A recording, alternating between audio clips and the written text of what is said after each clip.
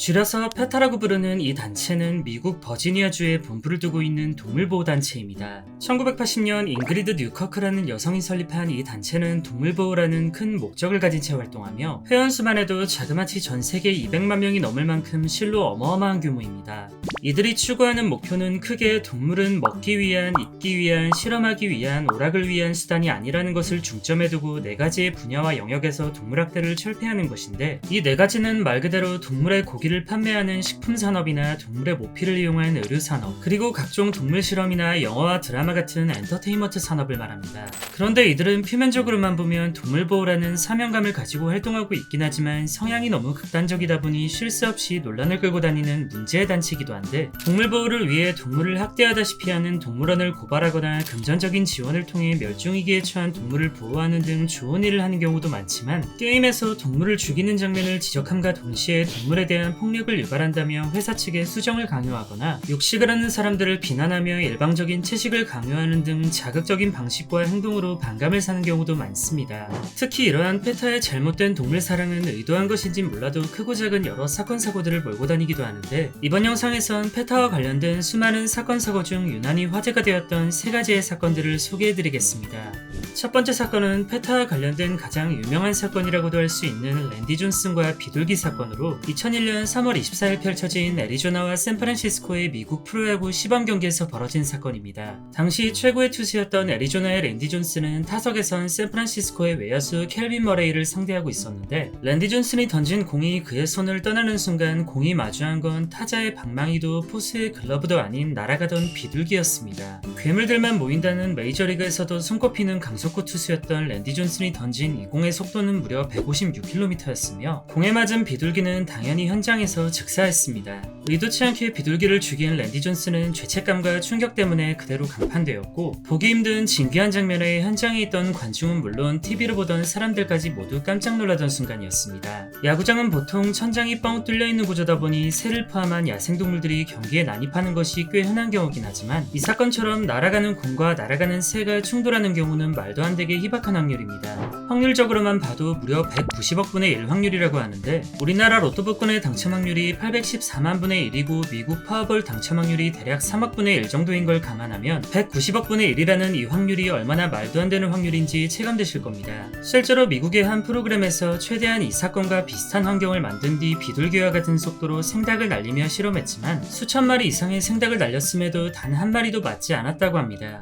사실 랜디 존슨의 입장에서 보면 비둘기를 해치려는 의도가 전혀 없었고 190억 분의 1 확률을 예측하기도 뭐한지라 그저 신기한 사건으로 받아들일 뿐 그를 비난하는 사람들은 많지 않았는데, 이번 영상의 주인공 페타만큼은 조금 생각이 달랐습니다. 페타는 이 사건을 두고 단순히 랜디 존슨을 비난하는 것도 모자라 동물학대로 고소해버렸는데, 사람들의 관심을 끌려고 퍼포먼스를 보인 것이 아니라 진짜 진지하게 고소를 진행했습니다. 지켜보는 입장에선 그저 황당하지만 어쨌든 고소를 당한 랜디 존슨은 변호사까지 선임해야 했고, 길지 않은 법정 싸움 결과 당연히 동물학대죄는 성립되지 않았습니다. 페타의 말도 안 되는 이 랜디 존슨 고소 사건은 지금까지도 극단적인 동물보호를 거론할 때 빠지지 않는 황당한 사건으로 언급되며, 많은 사람들이 동물보호단체 자체를 부정적으로 보게 되는 흑역사로 남았습니다.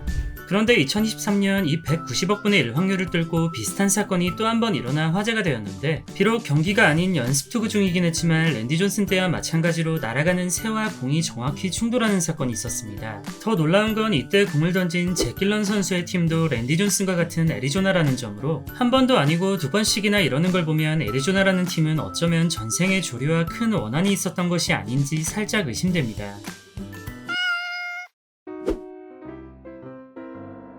영국의 동물 사진작가 데이빗 슬레이터는 2011년 사진을 찍기 위해 인도네시아 술라웨시 섬 정글로 원정을 떠났습니다. 정글을 돌아다니며 자연의 사진을 찍던 데이빗은 잠시 휴식을 취할 겸 삼각대와 카메라를 설치해둔 채 주변을 둘러보고 있었는데, 이때 한 원숭이 한 마리가 그의 카메라 근처로 다가오더니 신기하다는 듯 이것저것 만지작거리기 시작했습니다. 호기심이 많은 이 원숭이는 이 과정에서 여러 번 카메라의 셔터를 누르며 셀카를 찍어댔는데, 훗날 이 셀카의 결과물은 수많은 법조인들을 골치 아프게 만드는 세계에서 가장 유명한 원숭이 사진이 되었습니다. 이 원숭이는 우리말로 검은 짧은 꼬리 원숭이라는 이름의 인도네시아 마카크 원숭이로, 원숭이가 찍은 셀카라기엔 너무도 선명하고 재치있게 찍힌 이 사진은 공개되자마자 순식간에 전 세계인들의 사진들에 관심을 받았습니다. 그런데 그로부터 3년 뒤 데이빗은 이 사진이 무단으로 인터넷 백과사전에 등록되어 있는 것을 발견하는데 사진의 주인이었던 그는 사이트 측에게 아무런 동의를 받은 기억이 없기 때문에 당당히 사진을 내려달라고 요구했습니다. 하지만 사이트 측은 데이빗의 요구를 거절하며 나름 근거 있는 황당한 답변을 했는데 이 사진은 원숭이가 직접 셀카를 찍은 것이니 소유권은 원숭이에게 있다며 사진을 내려줄 수 없다고 통보했습니다. 이 황당한 말싸움이 세간에 알려지자 전 세계의 법조인들은 각각의 의견을 펼치며 또 다른 싸움으로 번졌고 여태껏 판례가 없던 듣도 보도 못한 사건이다 보니 이걸 대체 어떻게 해결해야 할지 모두가 난감한 상황이었습니다. 그런데 서로가 서로의 주장만 펼치며 해결되지 않는 논쟁을 하던 와중 누군가 뜬금없이 이 싸움에 합류하게 되는데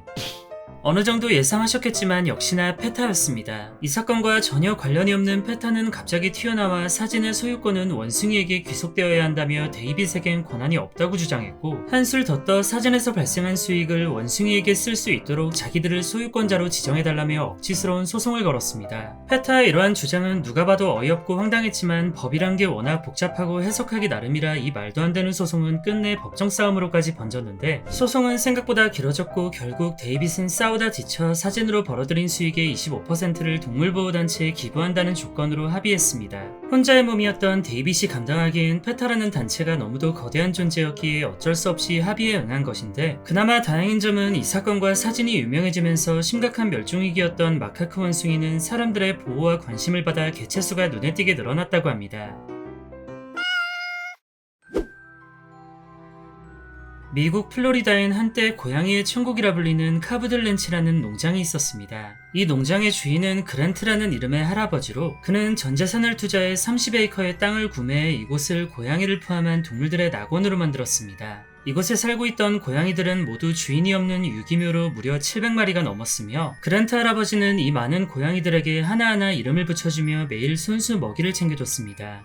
평소 동물의 안락사를 반대하던 그가 추구하는 것은 이곳에서 고양이들이 자연과 함께 살다 자연과 함께 죽는 것이었고 인간의 간섭 없이도 동물들끼리 살 수 있는 그런 자유로운 공간을 만들고자 하루 10시간이 넘는 노동을 반복했습니다. 그렇게 힘들긴 하지만 그랜트 할아버지는 고양이들과 함께 사는 삶에 만족하며 행복한 나날들을 보내고 있었는데 이 행복은 페타의 개입으로 인해 하루아침에 전부 박살나버렸습니다. 페타가 그를 동물학대범으로 몰아 신고해버렸기 때문인데 자유를 추구하며 고양이를 방치한다는 점과 예방접종을 제대로 시키지 않은 점을 지적하며 엄연한 동물학대라 매도했고 심지어는 그를 애니멀 호더라고 모욕하기까지 했습니다. 이후 700마리가 넘는 고양이들은 증거물로 압수되어 좁은 케이지에 갇힌 채 전부 임시보관소로 이동되었는데 문제는 이후부터였습니다. 하필 이 시기 플로리다에 폭염이 발생하여 압수된 고양이들은 탈수와 더위를 견디다 못해 대다수가 죽어나갔고 그나마 건강한 고양이 일부를 분양 보내긴 했지만 치료가 힘들다고 판단된 고양이들은 방치하듯 안락사를 시켰습니다. 그랜트 할아버지는 다행히 무죄 판결을 받긴 했지만 그에게 돌아온 것은 700마리의 고양이가 아닌 고작 5마리의 고양이였고 한때 고양이의 천국이라 불리던 이 농장은 결국 그랜트 할아버지의 쓸쓸한 뒷모습만 남긴 채 문을 닫아야 했습니다. 다른 사건들도 마찬가지지만 특히나 이 사건은 페타가 정말 동물을 위한 단체인지 의심하게 되는 사건인데 모든 걸 빼앗긴 그랜트 할아버지는 꿈이 살해당한 것 같다며 비통한 심경을 밝혔습니다.